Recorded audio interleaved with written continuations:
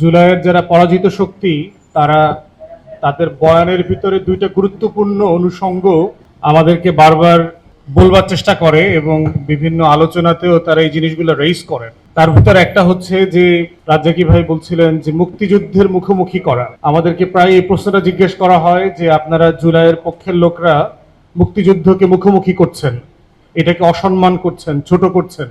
অথচ যখন জিজ্ঞেস করি যে কে ছোট করলো, দুই চারটা এক্সাম্পল দেন, তখন দেখবেন আর কোনো কথা বলতে পারে না। হ্যাঁ, ওই যে একটা ফেসবুকে স্ট্যাটাস দেখলাম, তো ওখানে লিখলো। আরে ভাই, দেশে 6-7 কোটি মানুষ ফেসবুক ব্যবহার করে, তো কে কোথায় লিখলো না লিখলো তার সেটার দায় আমি কেন নেব?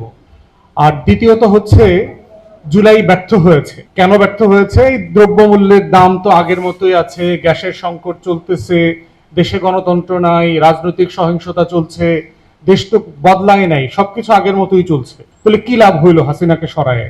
দেখবেন যে এই দুইটা কথার মধ্য দিয়ে তারা বলবার চেষ্টা করে যে একটা অপ্রয়োজনীয় কাজ হয়েছে। জুলাইয়ের অবদানের জায়গাটা হচ্ছে আমার দৃষ্টিতে, জুলাইতে যেই মামাটা রিক্সায় দাঁড়ায় সালাম দিচ্ছেন, স্যালুট করছেন শহীদদেরকে, ওনারও জুলাইতে অবদান আছে। যে মা রাস্তায় দাঁড়ায় দাঁড়ায় সন্তানদেরকে পানি খাওয়াইয়াছেন, তিনিও জুলাইয়ের যোদ্ধা।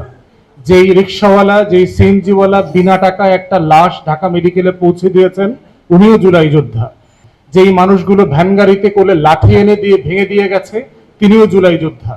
যেই বুড়া মা ইট ভাঙেন, তিনি ইটটা টুকরা করে দিয়েছেন ঢিল মারার জন্য, উনিও জুলাই যোদ্ধা। অতএব এইটাতে তোলা তোলা অবদান ধরে অবদানের আলোচনা করাটা খুবই একটা অভদ্র জায়গা। আমরা দেখেছি ৭১-এর মুক্তির লড়াইতে অথবা যে কোনো মুক্তির লড়াইতে অবদানের আলোচনাটা করে আসলে খুবই স্বার্থপর কিছু মানুষ। আমাদের সবসময় রাজনৈতিক কর্মী হিসাবে আমাদের লড়াইটা থাকে, যে জন্য লড়াই সেটা আসলে কতদূর হলো, সেই প্রশ্নটা প্রত্যেক দিন নিজের সাথে করা, আমার প্ল্যাটফর্মের সাথে করা, আমার লড়াইয়ের সাথে করা, কতটুকু এগোলাম, কতটুকু পিছলাম, কি কি প্রত্যাশা ছিল, কি করতে পারতাম, কি করতে পারি নাই, আগামী যদি কোনো একটা সম্ভাবনার দরজা খুলে যায়, এই ভুল থেকে আমি কি কি শিখলাম, যেটা সেই দিন আমি অবশ্যই করব। সেই জায়গাগুলো হচ্ছে আমাদের তর্কের লড়াই, আলাপের লড়াই।